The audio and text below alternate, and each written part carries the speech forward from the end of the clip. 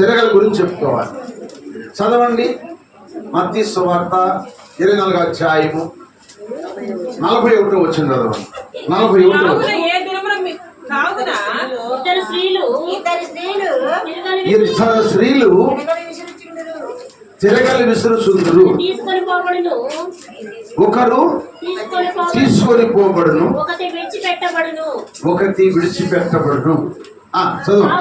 కావున ఏ దినమున మీ ప్రభు వచ్చునో మీకు తెలియదు కనుక మెలకువగా ఉండండి. చాలు. ఇప్పుడు మనం తిరగల దగ్గరికి వచ్చాం. అమ్మ, తిరగలు తెలిసిన వాళ్ళు ఎంతమంది చేయొద్దండి? తిరగలు తెలిసిన వాళ్ళే చేయొద్దండి, తెలియని వాళ్ళు వద్దు. తిరగలు తెలిసిన వాళ్ళు అయ్యారు తెలియదు. అనిల్ బాబు తెలియదు తెలుసా? చేయట్లేదు. తిరగలంటే పూర్వదినాల్లో ఇద్దరు స్త్రీలు కూర్చుని వాతామో లేకపోతే సాపో ఏదైనా పట్ట వేసుకుని నీళ్ళు ఇసురుకాటము, పెసలు ఇసురుకాటము, బియ్యం ఇసురుకాటము. ఆ నాటకాల్లో తిరగలిసేవాడు ఇద్దరు కలిసి. దానికి ఒక పిడి ఉండేది, అట్లా ఇసురుతా ఉండేవాడు. అప్పుడు మిక్సీలు లేవు. మిక్సీలు ఉండే అప్పుడు ఏమి లేవు. ఆ దినాల్లో కనీసం రాకులు లేకపోతే, రోడ్లు లేకపోతే ఇసురుకుని పిండి పుడుగులు వేసుకునేవాళ్ళు ఆ రోజుల్లో, లేకపోతే పిట్ వేసుకునేవాళ్ళు, ఏదో వేసుకు తినేవాళ్ళు ఆ రోజుల్లో. ఆ పరిస్థితులు అట్టుండే అన్నమాట. అప్పుడు ఆ రోజుల్లో అవి తింటున్నా కూడా ఎంతో రుచిగా ఉండేవి, బాగుండేవి. అసలు ఆరోగ్యంగా ఉండేది తిరగలిసిన వాళ్ళకి. అప్పుడు ఇక్కడ అదే మాటని ఇక్కడ యేసు వారు చెబుతున్నారు. ఇద్దరు స్త్రీలు తిరగలు విసురుతారు, ఒకళ్ళు తీసుకొని వెళ్ళిపోతాడు, ఒకళ్ళు ఇడవబడతాడు అన్నాడు. తిరగలు కూడా ఒక రాయి కదలకుండా ఉంటుంది, ఒక రాయి కదులుతూ ఉంది, తిరుగుతూ ఉంది. ఏ రాయి కదిలిద్ది, ఏ రాయి కదలదు? కింద రాయి కదలదు, పై రాయి కదులుతుంది. పై రాయి కదులుతుంది, అవును కదా? అలాగే మనకు కూడా తిరగడ ధ్వని ఉంది. ఎక్కడుంది మనకు తిరగడ ధ్వని? నోరే తిరగడ ధ్వని. ఈ నోట్లో మనకి ఎన్ని రాళ్ళు ఉన్నాయి అంటే 32 రాళ్ళు ఉన్నాయి. ఈ 32 రాళ్ళలో ఏ దవడ తిరిగిద్ది, ఏ దవడ తిరగకుండా ఉంది చెప్పండి? ఏ దవడ తిరిగిద్ది, ఏ దవడ తిరగకుండా ఉంది? అది పైది కదలదు, కిందే కదులుతూ ఉన్నది. తిరగలు చూస్తే కింద కదలదు, పై తిరిగిద్ది. మనిషిని చూస్తే కింద పైన కదలదు. కనుక ఇప్పుడు కదిలే వరుసలో ఉండాలా, కదలిన వరుసలో ఉండాలా? కదిలే వరుసలో ఉన్నవాళ్ళు ఈడవబడతారు, కదలిన వరుసలో ఉన్నవాళ్ళు ఎత్తబడతారు. ఇప్పుడు మనం కదిలే వరుసలో ఉండాలా, కదలిన వరుసలో ఉండాలా? కదలిన వరుసలో ఉండాలి. ఇప్పుడు స్త్రీలనగా సంఘానికి సాదృశ్యము. స్త్రీలకు చెప్పండి, స్త్రీలంటే సంఘానికి సాదృశ్యం. సంఘం అనేది 10 మంది ఉన్న సంఘమే, 100 మంది ఉన్న సంఘమే, 1000 మంది ఉన్న సంఘమే, 1,00,000 మంది ఉన్న సంఘమే. ఈ సంఘాలలో ఎవరు ఎత్తబడతారు, ఎవరు ఎడబడతారు? నీకు నాకు తెలుసా? ఏమన్నా తెలుసా? ఇప్పుడు మనం సంఘం ఉంది, ఇక్కడ ఎంతమంది ఎత్తబడతారు, ఎంతమంది ఎడబడతారు చెప్పడానికి ఏమైనా గ్యారెంటీ ఉందా? చెప్పండి. గ్యారెంటీ లేదు మనకి. కారణం ఏంటంటే ఆయన ఎప్పుడు వస్తాడో ఎవరికి తెలియదు, ఏ జాము వస్తాడో తెలియదు. ప్రభు వస్తాడు. ఇప్పుడు బాప్తిసం మంది కొంతమంది 40 ఏళ్ళు అయిన వాళ్ళు ఉన్నారు, 30 ఏళ్ళు ఉన్నవాళ్ళు ఉన్నారు, 20 ఏళ్ళు ఉన్నవాళ్ళు ఉన్నారు, 10 సంవత్సరాలు ఉన్నవాళ్ళు ఉన్నారు, 5 సంవత్సరాల వాళ్ళు ఉన్నారు, సంవత్సరం వాళ్ళు ఉన్నారు. ఈ సంవత్సరం కూడా ఈ నెలలో కూడా ఉన్నవాడు ఉండాలి. ఎవరు ఎత్తబడతారు, ఎవరు ఎనబడతారండి కూడా నాకు నాకే నీకు నీకే అర్థం చేసుకుంటే మనము ఎత్తబడలేమని మనం గుర్తెరగాలి. ఎత్తబడాలంటే ఏ వరుసలో ఉంటే మనం కదలని వరుసలో ఉండాలి. మీకు ఇంకో మాట చెబుతాను. దానియేలు గ్రంథము 12వ అధ్యాయము 11 ఒక మాట ఉంది, చదువుతారా? దానియేలు గ్రంథము 12వ అధ్యాయం 11. నీవు అమ్మ సరి అది అంత్యము వరకు నిలకడగా ఉండిన యెడల విశ్రాంతి నుండి కాలాంతమందు నీ వంతులో. ఎవరు చెప్తారు ఈ మాట? దేవుని దూత చెబుతుంది. ఎవరికి? దానియేలు. దానియేలు అంటే దేవునికంట బహుప్రియుడు అని అర్థం. ఇక్కడ చదువు ఆ మాట మన చదువు. అంటే అంత్యం అంటే అంతవరకు నిలకడగా ఉన్నావని అన్నాడు అక్కడ సాక్ష్యము. నిలకడగా ఉన్నావయ్యా దానియేలు గారు, నువ్వు నిలకడగా ఉన్నావు గనక నీ వంతులో నువ్వు విశ్రాంతి ఉంటావు అని చెప్పాడా దేవుడు? ఉండినడలే అంటే ఉండినడంటే ఉంటావని గ్యారెంటీ లేదు. దానియేలు గురించి కూడా చెబుతున్నాడు. దానియేలుకి అప్పుడు వయసు ఎంత అంటే 87 సంవత్సరాల వయసు. ఆయన 87 సంవత్సరాల వరకు ఆయన విశ్వాసం కాపాడుకున్నాడు. ఆయన ప్రార్థన చేస్తే సింహాలను మూసిని, ఆయన ప్రార్థన చేస్తే రాజు వచ్చిన కళ భావాన్ని దేవుడు చెప్పాడు. రాజభోజనాన్ని ఆశించలేదు.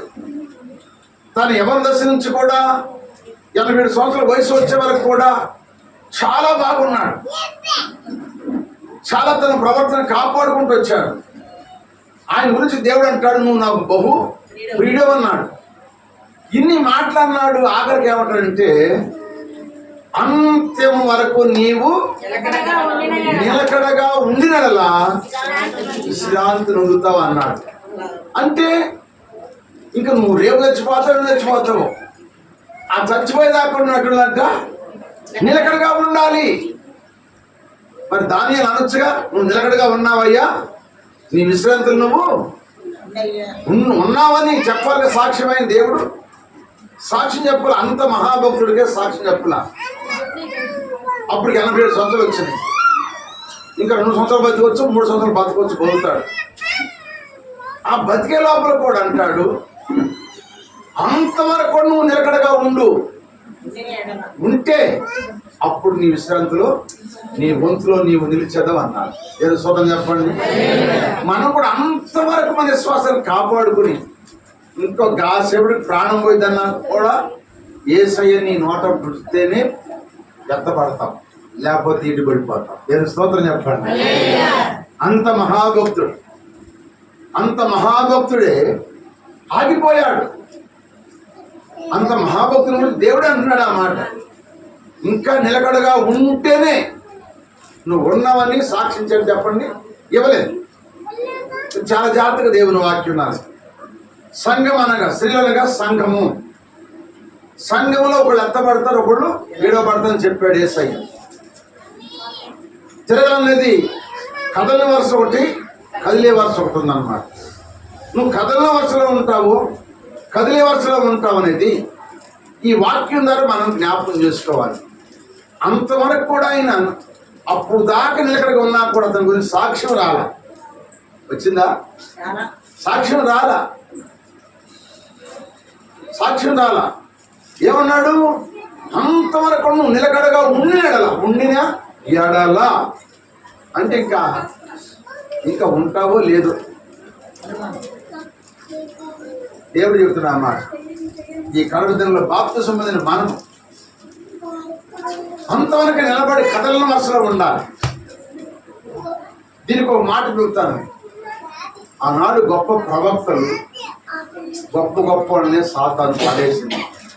మనం ఒక లెక్క జాము కాదు. మీరు అనుకుంటారు నేను పాటలు పాడుతున్నాను, ప్రార్థన చేస్తున్నాను కానీ నేను బాగా వాక్యం చెబుతున్నాను, నేను ఎత్తబడతానని నాకు నేను అనుకుంటే అది పొరపాటు.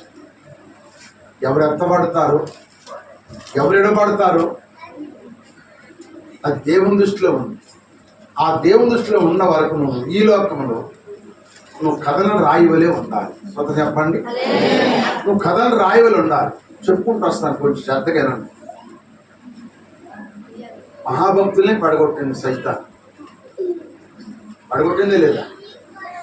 మాట్లాడతలేదే? ప్రధాన యాజకుడి కొడుకు ఎవరు చెప్పండి? ప్రధాన యాజకుడైన జకరీ కొడుకు ఎవరు? ప్రధాన యాజకుడైన జకరీ కొడుకు ఎవరు? మాట్లాడు. యోహోను గారు. ఆయన ప్రధాన యాజకుడు జకరీ గారు. వృద్ధాప్యలో పుట్టాడు యోహోను గారు.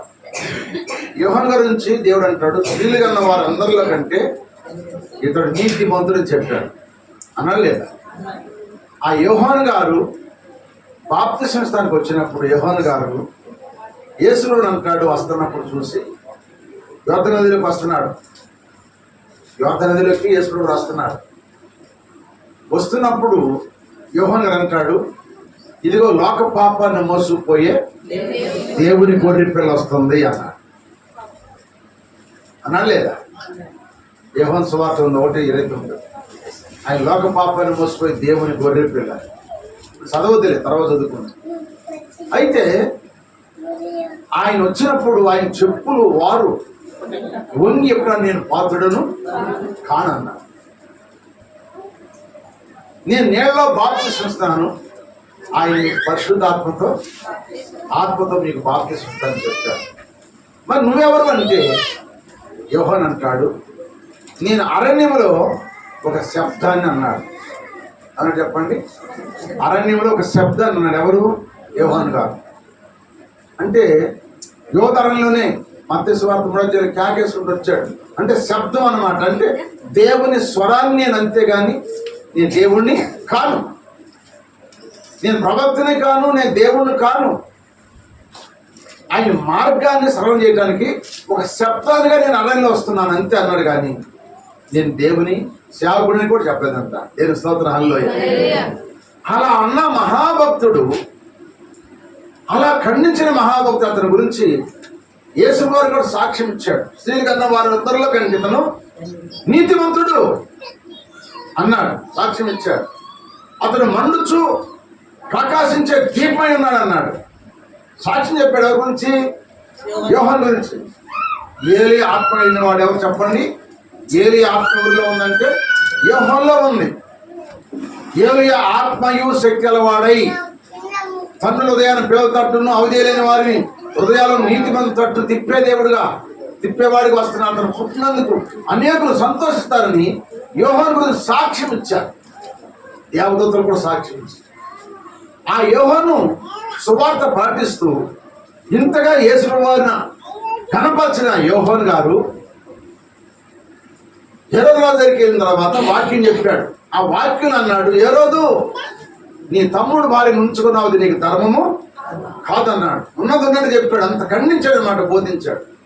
అప్పుడు ఆయన తీసుకెళ్ళి చెరసాలలో వేశాడు. చెరసాలలో వేసినప్పుడు ఇప్పుడు యేసు వారి దగ్గరికి శిష్యులు పంపించాడు. ఎవరు మాట్లాడు? ఎవరు? యోహాను గారు పంపించాడు. ఏమని పంపించాడు చూద్దాం. చూడండి, లూకా సువార్త 7:19. 7:19. అంతటా యోహాను తన శిష్యులలో ఇద్దరిని పిలిచి రాబోవు వాడవు నీవేనా మరి మేము మరొకరి కొరకు కనిపెట్టవలెన అని అడుగుటకు వారిని ప్రభువునొద్దకు పంపెను. ఎవరండి ఈయన? మరి ముందే అని చెప్పాడు యోహాను గారు. కొంచెం అర్థం చేసుకోవాలి ఇప్పుడు అందరూ. యోహాను గారు మొత్తం ఏం చెప్పాడు? నేను ఆయన శబ్దాన్ని అన్నాడు. యోధానంలో పరలోక రాజ్యము సమీపించి అందరూ మారు మనసు పొందమని యోధానంలో కేకలేసుకుంటూ వచ్చాడు. ఎవరు? యోహాను గారు. అర్థమవుతుందా? ఆయన వచ్చినప్పుడు యేసుప్రభువు బాప్తిసం వచ్చినప్పుడు ఏమన్నాడు? ఇదిగో లోక పాపాన్ని మోసుకువెళ్ళి దేవుని గొర్రె పిల్లని చెప్పాడు. ఆయన చెప్పులను వంగి ఇప్పుడైనా కూడా పాత్రుడను కానని చెప్పాడు. అంత యేసులో ఎరిగి ఉండి కూడా అంత మండుచు ప్రకాశించే దీపమలే ఏలి యొక్క ఆత్మ కలిగిన వాడై, శక్తి కలిగిన వాడై, అంత గొప్పవాడు సరలోకి వెళ్ళిన తర్వాత అంటున్నాడు, రాబోయి వాడు నీవేనా, వేరొకరి కొరకు మళ్ళీ మేము కనిపెట్టమని ఇద్దరు మనుషులు పంపాడంట. ఇప్పుడు ఈయన కదిలేడా కదలేదా చెప్పాలి? అంత గొప్ప భక్తుడే కదిలాడు. మరి మనం ఎత్తపడతామా ఎడబడతాం? ఎత్తపడతాం ఎడబడతాం. ఎందుకు అంత భక్తుడు కదిలాడు? ఆ శర కదిలించింది ఆయన. ఆ శరలో ఉండి ఆ బాధను తట్టుకోలేక, ఆ బాధను భరించలేక, రాబోయేవాడు నీవేనా లేకపోతే ఇంకెవరు మాకు మేము ఎదురు చూడని ఇద్దరు వ్యక్తులు పంపినప్పుడు యేసు ప్రభు వారు అంటాడు, 4వ వచనం, అదే 7వ అధ్యాయం. యోహాను దూతలు వెళ్ళిన తర్వాత ఆయన యోహానును గూర్చి చూడండి. ఇప్పుడు యేసు వారు దూతలు పంపించేశాడు. యోహాను పంపించేసి ఆ జనసమూహంతో ఏమన్నా అంటే, ఇప్పుడు యోహాను గురించి చెబుతున్నా, ఏం చెబుతున్నాడు చూడండి. జనసమూహం ఎలా చెబుతున్నాడు? మీరేమి చూచుటకు అరణ్యంలోకి వెళ్ళారు. గాలికి కన్నుచున్న రెల్లున ఎవరు దేని వచ్చాడు? ఇప్పుడు యోహాన్ని గాలికి కన్నుచున్న రెల్లున అంతమంది అన్నాడు, స్త్రీల కన్య వారు అందట్ల కంటే నీతిమంతుడు యోహాను సాక్ష్యం చెడేసయ్య. రెండవది అతడు మండుచు ప్రకాశించు దీపమయుడని సాక్ష్యం ఇచ్చాడు యేసయ్య. అటువంటి యేసయ్య ఇప్పుడు ఆ యోహాను శిష్యులు వచ్చి ఎప్పుడైతే యేసు ప్రభుని అడిగారో ఆయన పంపించాక అంటాడు, మీరు అరణ్యంలో కదులుచున్న గాలి కదులుచున్న రెల్లుని చూడడానికి వెళ్తున్నారా? రెల్లుకు పోల్చిన ఎవరిని? అంత భక్తుడే. అసలు వాక్యం చదువుతుంటే గొప్ప మంచి చేస్తాడు. మనం ఎత్తపడతామా?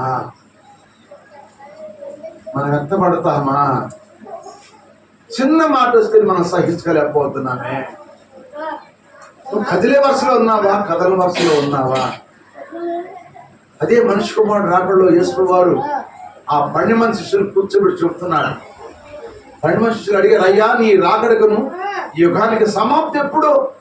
అది చూసినంటే మాకు తెలియపరచని అడిగినప్పుడు అలా చెబుతున్న విషయాలు మనకి ఎన్ని 4 అధ్యాయం అంతా చెప్పుకుంటూ వచ్చాడు యేసు వారు శిష్యులకు. అంత గొప్ప భక్తులు యోహాను ఏమైపోయాడు చెప్పండి? కదిలిపోయాడు. కదిలే వరుసలోకి వచ్చాడు. ఒకప్పుడు కదలి వరుసలో ఉన్నాడు. సావు స్థితి వచ్చేసరికి ఇక రేపో మాపు చచ్చిపోతాడు అంతే. హేరోదియ కుమార్తె తల సేదించుకుని కోరుకుంది, చచ్చిపోతాడు, రేపో ఎల్లుండి చచ్చిపోతాడు. ఇక ఆ 2 రోజుల్లో నువ్వేనా? నేను ఇంకోళ్ళ కోసం చూడాలా? కదిలిపోయాడు. మనకు కూడా వచ్చే సమస్యలు, ఆ సరైన సమస్య మనకు వస్తే మనం ఎట్లా ఉంటాం చెప్పండి? ఒకసారి ఆలోచించండి. ఒక స్త్రీ, ఒక వ్యక్తి బాగా దేవుల్లో బాగా కొనసాగుతుంది. దేవుని సన్నిధిలో ఆదివారం క్రమం తప్పకుండా ఆదివారం వెళ్తుంది, శనివారం వెళ్తుంది, ఉపవాసకుడికి వెళ్తుంది, ఆన్లైన్ ప్రార్థనకి వెళ్తుంది, పదార్థంలో పాల్పొందుతుంది. అన్ని విషయాల్లో కూడా ఆమె ఎంతో భక్తిగా ఉంటుంది. దేవునికి ఇవ్వాల్సిన భాగాలు ఇచ్చేస్తుంది. దేవుని సేవలు చూడాల్సిన చూస్తుంది. అంతా చూస్తున్నా కూడా ఆమె భర్త చనిపోయారు. ఆమె బిడ్డలు దేశనిమ్మలు అయిపోయారు. ఆ చుట్టుపక్కల అంటారు, అమ్మా ఇంత భక్తి పాటిస్తున్నావు కదా, ఇంత భక్తి పాటిస్తున్నప్పుడు నీ భర్త చచ్చిపోయాడు, నీ బిడ్డలెందుకు నీ మాటలు కూడా దేశనిమ్మలు అయ్యారు, నువ్వు పూజించే దేవుడు గొప్పోడినా, అని నిన్ను అడిగితే అప్పుడు నువ్వు ఏమవుతుందో చెప్పు. సాతాను పక్కోళ్ళు ఉండి రేపిది నిన్ను, అది విమర్శ చేసిద్ది. ఇంత భక్తి పాటిస్తున్నావు కదా, ఇంతగా ఉన్నావు కదా, నీకేం మేలు కలిగింది? నీ భర్తను పోగొట్టుకున్నావు, బిడ్డలు దేశనిమ్మలు అయిపోయారు, ఇంకా నీ భక్తిని వదిలిపెట్టవా? ఎందుకు ఆ భక్తి? మేము భక్తి అయిపోయిన చూడు, మేము అట్లా ఉన్నాము, ఎంత ఆరోగ్యంగా ఉన్నాము, ఎంత హుషారుగా ఉన్నాము, ఎంత దీవించబడుతున్నాము అని చెప్పినప్పుడు అప్పుడు నీకు కూడా రావచ్చు. నిజమే, నిజంగా ఏసై ఉన్నానంటారా? ఏసై ఇటు నాకు ఇన్ని కష్టాలు ఎందుకు వస్తాయి, ఏసై ఇటు నాకు ఇన్ని బాధలు ఎందుకు వస్తాయి అని నీ మనసును కూడా కదిలించింది సైతాన్. దేని సోదరు చెప్పండి, అంత గొప్ప భక్తుడినే కదిలించింది, అంత భక్తుడినే కదిలించింది యోహాన్ని. సర్లా ఆ చర్ల కదిలించారు. కదిలింపుకు కట్టుగా లేక శిష్యుని పంపించి రాబోయేవాడు నువ్వేనా, ఇంకెవరి కోసం మేము ఎదురు చూడాలని కదిలించేసి. అందుకంటాడు, అందరికంటే నీతిమంతుడైన యోహోను అతని కంటే అల్పుడైన వాడు పరలోకంలో గొప్పవాడు. ఏం సోదరం చెప్పండి. అంటే అంత మహాభక్తుడు కదిలిపోయాడు కనుక మనం కదిలిపోవటం లెక్క అంటావా? మాట్లాడండి అమ్మా, మాట్లాడమయ్యా. అనుమగలి నువ్వు చెప్పగలరు. తిరగలంటే సామాన్యం కాదు. ఈ తిరగల విషయంలో మనము ఆలోచిస్తున్నాం కదా. ఒక మాట చెప్తాను, మనం కథను వరుసలో ఉండాలంటే మనం పరలోక దర్శనం వరం కలిగి ఉండాలి. చూద్దాం చెప్పండి.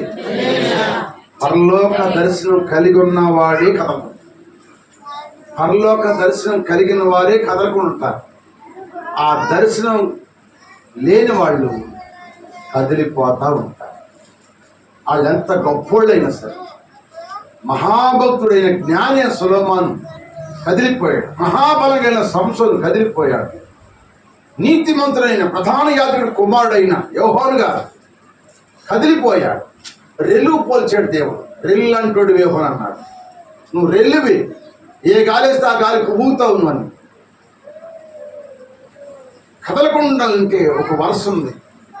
ఆ వరుస ఏంటంటే ఆ దేవ దర్శనం మనం చూడాలి. అంటే దేవదర్శనం ఎలా చూస్తామంటే వాక్యమే దేవుడు, దేవుడే వాక్యం. వాక్యాన్ని చదువుతూ ఉండు, వాక్యాన్ని ధ్యానిస్తూ ఉండు. ఆ పరలోక దర్శనం, ఆ మహిమ దేవుడు నీకు చూపించును గాక. ఆ కథల వరుసలో ఉన్న వ్యక్తి మీకు చెప్తాను. చూడండి, ఒక మాట చెప్పి ముగిస్తాను, టైం అయిపోయింది. చూడండి, అపోస్తలుల కార్య గ్రంథము 7వ అధ్యాయము 58 వచ్చిన పట్టణపు వెలుపలికి అతన్ని వెళ్ళగొట్టి రాళ్ళు రువ్వి చంపిరి. ఎన్ని చదువమ్మా? చంపేసాను కాదు కానీ కాచి పైకి చదువమ్మా. 50 చదువు. 52 చదువు. ఈ పితరుల ప్రవక్తలలో 54 చదువమ్మా. వారి మాటలు విని కోపంతో మండిపడి అతన్ని చూసి పండ్లు కొరికిరి. అయితే అతడు పరిశుద్ధాత్మ నిండిన వాడై ఆకాశం వైపు తేరి చూసి చూడండి, ఆకాశం వైపు తేరి చూసి దేవుని మహిమను, యేసు దేవుని కుడి పార్శ్వమందు నిలిచి ఉంట చూసి ఆకాశం తెరువబట్టయు మనుష్య కుమారుడు దేవుని కుడి పార్శ్వమందు నిలిచి ఉంటయు చూచున్నానని చెప్పెను. అప్పుడు వారు పెద్ద కేకలు వేసి చెవులు మూసుకుని ఏకముగా అతని మీద పడి వెలుపలకు అతన్ని వెళ్ళగొట్టి రాళ్ళు రువ్వి. ఈ రాళ్ళు రువ్వి చంపుతున్నా కూడా ఆయన ఎవరు చూస్తున్నాడు? పరలోకములో తండ్రి కుడి పార్శ్వమున నిల్చున్న యేసు ప్రభువా నేను చూస్తున్నాను అన్నాడు. ఆ పరలోక దర్శనం ఎవరికైతే కలిగి ఉండిద్దో వాళ్ళే ఎత్తబడుదురుగాక. వాళ్ళకి సావన్నా భయం లేదు, రోగమన్నా భయం లేదు, పావన్నా తేలన్నా భయం లేదు, మరణమన్నా కూడా వాళ్ళకి భయము లేదు. అది లేకుండాలంటే పరలోక దర్శనం అనే యేసయ్యను చూడాలి. యేసయ్య చూసేవారే ఎత్తబడతారు. స్వతం చెప్పండి. వాళ్ళతో పడుతుంటే ఆ దర్శనం లేకపోతే అయ్యయ్యా నా తప్పే క్షమించయ్యా అని అనేవాడేమో స్టెఫన్ గారు. ఆయన పేరు ఎవరు? స్టెఫన్. ఆ స్టెఫన్ గారు కొద్ది రోజులు చేశాడు సేవ. ఆ సేవలు అంటాడు, నేను పరలోకమందున్న ఆకాశం తెరబట్ట చూశాడంట. దేవుని కుడిపరుస్తున్న యేసులో నిలిచుంటా చూశాను చెప్తుంటే వాళ్ళు రాళ్ళతో కొట్టుకుంటే ఆయన నవ్వుతా ఆయన చూస్తున్నాడంట. ఈ బ్రతుకు ఎదగింది కాదు. హల్లెలూయా.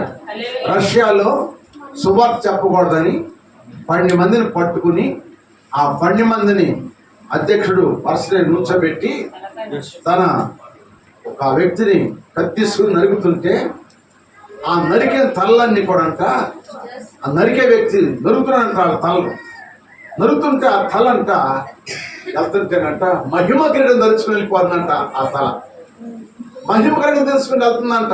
ఇది ఎవరు చూస్తారు? నరికేవాడు చూస్తున్నాడు. నరికేవాడు చూసేసరికి ఆఖరివాడు తచ్చికలాడుతానంట. వెంటనే నెట్టేసి అక్కడ తల ఉంచి నన్ను నరకండి, యేసు గొప్పదుడు అంట. ఏంటనికే పిచ్చిపడిందా? ఎంతమంది నరికేసావు, ఇప్పుడు యేసు దేవుడు అంటున్నావు అంటే ఆయన అన్నదంట, అయ్యా ఆ తలకాయ నడుగుతున్నాను కానీ ఆ తలకాయ నడుతున్నట్టు చూస్తున్నప్పుడు ఆ తల వెళ్ళిపోతుంది. ఆకాశం నుంచి ఒక కిరీటం వచ్చి ఆ తలను ధరించుకుని వెళ్ళిపోతుంది అయ్యా అని చెప్పాడు. అది చూసాను మారు మనసు పొందినంట. దర్శనం లేకపోతే నువ్వు ఎదగలేవు, పెదగలేవు, కదలకుండా ఉండలేవు. దేవదర్శనం కలిగి ఉండాలి.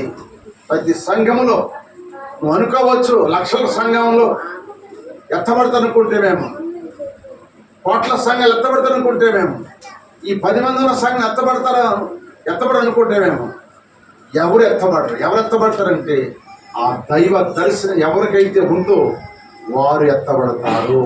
హల్లెలూయా.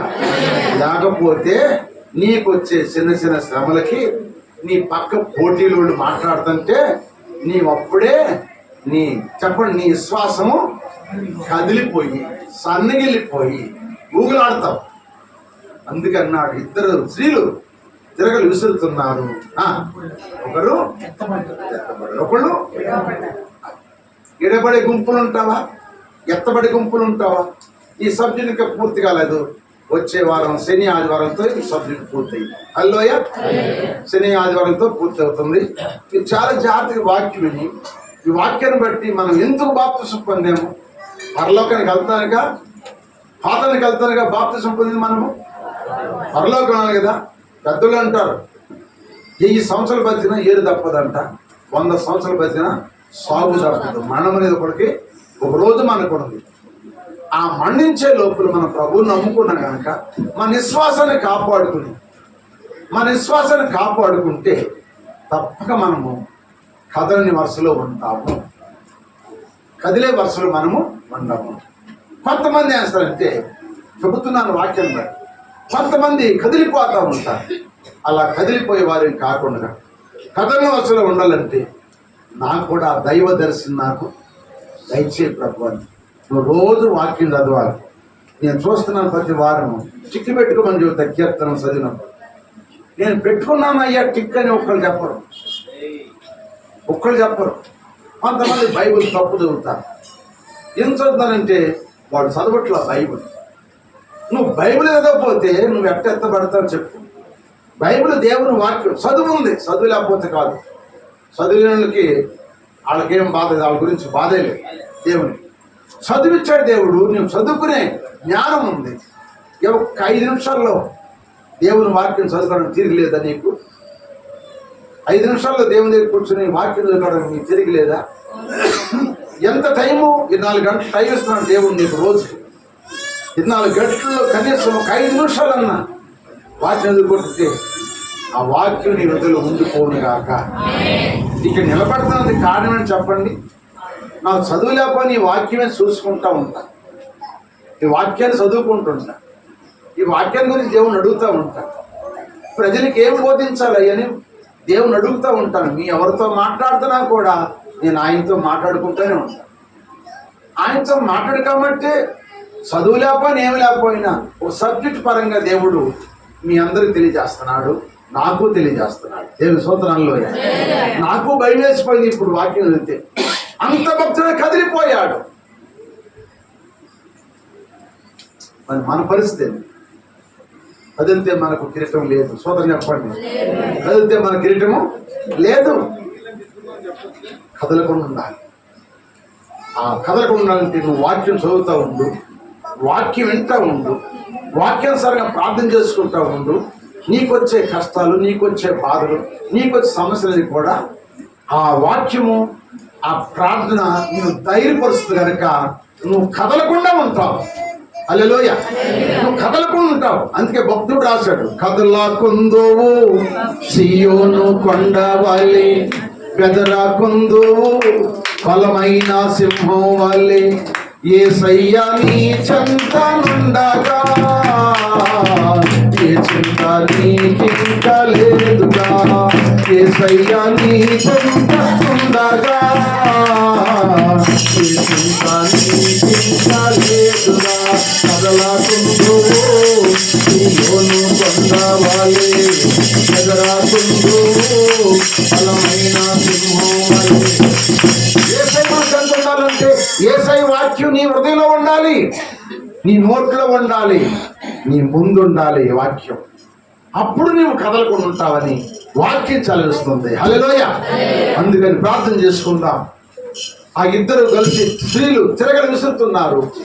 ఒకరు కొనిపోబడ్డారు, ఒకళ్ళు ఏడున్నారు. అయ్యా, నేను ఎడబడే గుంపులో ఉన్నాను, కొనిపోయే గుంపులో ఉన్నాను.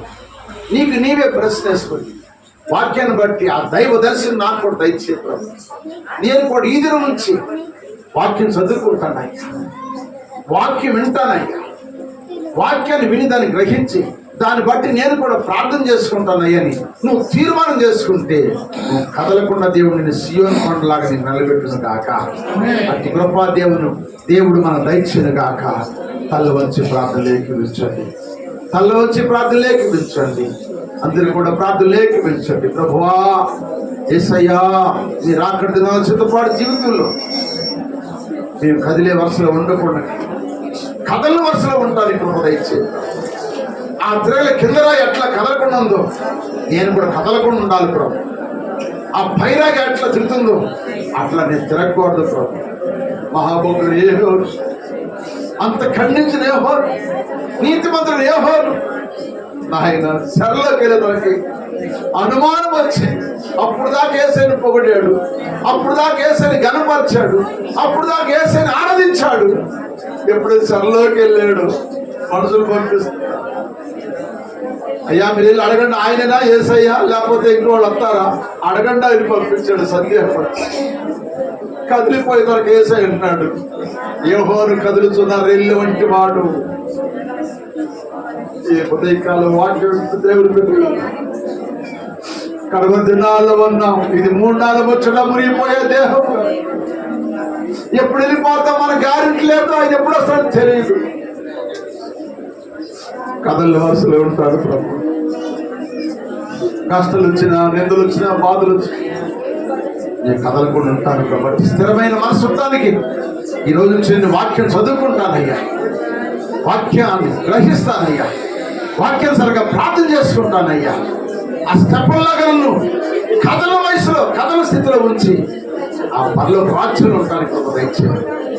ప్రార్థన చేసుకుని అందరూ ఏకీపించి వచ్చిన ప్రార్థన చేయండి. ప్రార్థన ఏది కాదు, దోషమని వచ్చిన ప్రార్థన చేయండి.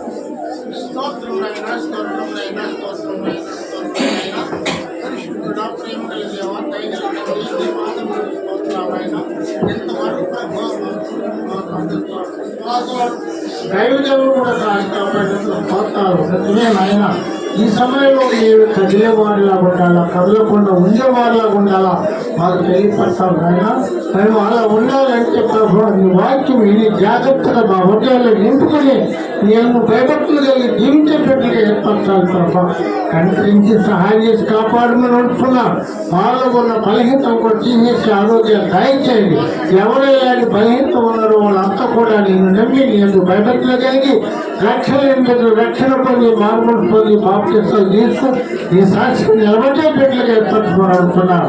నిజమే నాయన, ఈ రోజు ప్రభు చెప్పిన వాక్యాన్ని మేమంతా కూడా జాగ్రత్తగా మా ఉదయంలో దాచుకొని గృహానికి వెళ్ళిన తర్వాత కూడా మేము నెవరవేసిన భాగ్యం మా అందరికీ దయచేయమని మీరే మాలో ఉండి నడిపించండి. మాలో ఉన్నటువంటి సమస్యలన్నీ కూడా తీర్చేసి అయ్యా మేము ఎల్లప్పుడూ కూడా ఈ సాక్షిగా నిలబట్టడానికి సహాయం చేయండి ప్రభా. నిజమే ప్రభా, నిలబడి ఉన్నటువంటి ప్రతి వారు కూడా నిజమైన రక్షకుడు యేసయ్యను తెలుసుకొని ఈ సన్నిధానంలో చేరే అవకాశాన్ని కల్పించమని అడుగుతున్నా. దయగల తండ్రి, ఈ సమయంలో ప్రభా కదలకుండా మేము ఉండాలంటే ఈ సన్నిధానంలో జాగ్రత్తగా ఉండాలి. జాగ్రత్తగా వాక్యం విని అలా మా మనసులో నింపుకునే అవకాశం కల్పించమని నల్లవేళ చదివినట్టు సహాయం చేయమని ఈ సమయంలో మీరు మాలో ఉండి నడిపించి మా ప్రార్థన ఆలకించి దైవజనులు ప్రభా ఇంకా వాక్యను మా అందరికి మంచిగా ఎదురుస్తున్నారు కనుక వారికి మంచి ఆరోగ్యము పరమశక్తులు కూడా ఇచ్చి ఈ సాక్షిగా నిలబెట్టమని అడుగుతున్నాము తండ్రి. మన తండ్రి దేవుని ప్రేమ, మన ప్రభు అయిన యేసుక్రీస్తు వారి కృప, పరిశుద్ధాత్మైన సావాసము సహాయం కూడొచ్చిన అందరికీ నీ సకల పరిశుద్ధులు దేవుడు సదాకాలం అందరూ తోడైంది. ఎత్తబడే గుంపులో ఉండటానికి పరిశుద్ధాత్మ దేవుడు మన సహాయం చేయను గాక. ఆమేన్. प्रदेश रक्तमे सबसे रक्तमे प्रदेश नाम संपूर्ण विषय करो बोलो कृष्ण महाराज के రాను రారాజుకే, రోగులు వైద్యుడికి, దయ్యాలపై జయశీలకి, మన సంఘాన్ని ప్రధాన కాపరికి, త్వరగా రాబోతున్న పెళ్లి కుమారుడు యేసు ప్రభువారికి హల్లెలూయా హల్లెలూయా.